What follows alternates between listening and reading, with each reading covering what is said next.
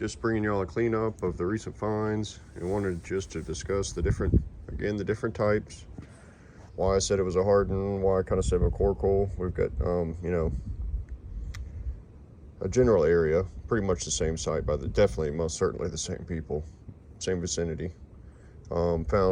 These two were found, a year apart, very close to each other, which is kind of why I called it here. I brought out the one true McCorkle I know I do have, and a lot of people said this was a Lecroy. It very well could be.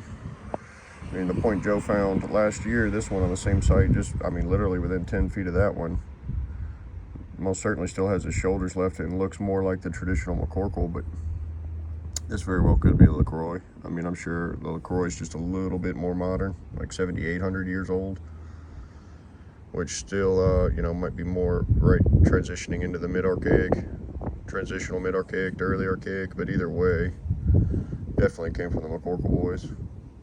If it is just a little more modern version of a McCorkle, it makes sense.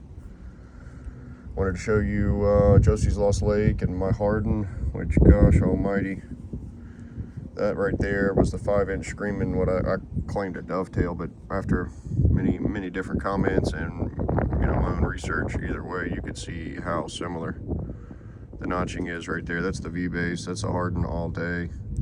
They say the Hardin is here very similar to a Scott's Bluff. I mean, the flaking is just by far the most top-notch flaker in the area. I mean, these boys were just exceptional. Masters don't do them justice. Here, I'm gonna be very silly and try and hold both these together just so you can see them, how incredible both their flaking is. They're pretty much called a Scott's Bluff, or believed to be maybe evolved from a Scott's Bluff, which is, again, it shows you just how insanely good of a flaker they were. I'm gonna be very careful putting these back down. Kind of wanted to bring up the point, I consider this a Greenbrier knife just because of the way the little foot meets and maybe the little bit of fluting right there, but a lot of people, when I first found her, one, it has the just exceptional flaking. Kind of has the pine tree flaking on the other side, which made me lean Greenbrier, and I do find Greenbriers there. But this boy was found not far, and same with this one. Heck, all these were.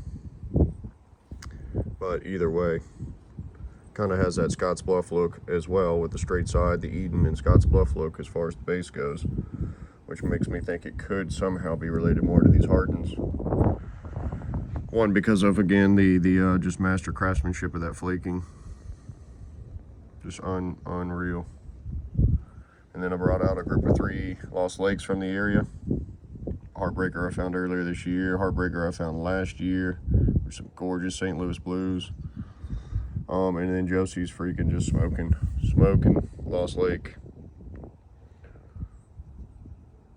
And I want to thank Josie for figuring out that was a Hardin, because he wasn't wrong at all. He immediately noticed that V notch, and you can see we got the V notch right there. Swooping V, kind of. Lost Lakes have the swoop too, a little bit to them, but they're much more tight entry, long swoops. Or they can have a wider entry, doesn't matter, but they still usually have that swooping base. Kind of similar to the Hardin. Hardin has got that swoop to it. That's where the swoop of the V is, but just a slightly different notch.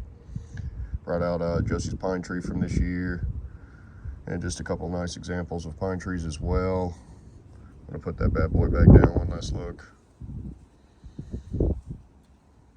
Again, just master nappers, and you can see how this point was just so much longer. Very well used, great story behind it, and awesome that it's whole. But yes, here you go from the video as well. It most certainly is a Decatur. Here's the only other Decatur we've ever found. They're a pretty rare point for around here. Pretty cool part was she was very translucent. That did not do it justice, but she glows in the right sun. This would have been a gorgeous little knife, well used up. Got some incredible flaking on it as well, but just wanted to show them all to you. Brought out, Josie's dovetail and a few dovetails from the area as well, just to kind of show you the notch. Again, the C, much more of a C, straightforward notch, no swoop to it. The Hardin notch, the Lost Lake notch, and the McCorkles / Lecroy's. And here's Josie's Josie's fine too. That looks like some really unique material. Not 100% sure. Don't usually find material like this around, but one thing I do notice when you lay her down, I mean, you can see how leaned, and that does have a left-hand bevel on this side, just very slightly. And when you flip her over again, you can see it's definitely leaned and all resharpened on the left as well. It's probably mid-archaic, been resharpened and fixed for sure, but it still has some of those attributes. It's probably transitional, mid-archaic to early archaic. Especially, gosh, I mean, literally this one and this one were found within 20 yards of each other.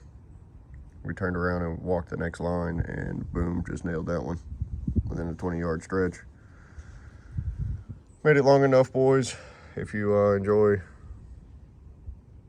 smash that like button. But yeah, long-winded Benny signing out here. I appreciate it. See y'all.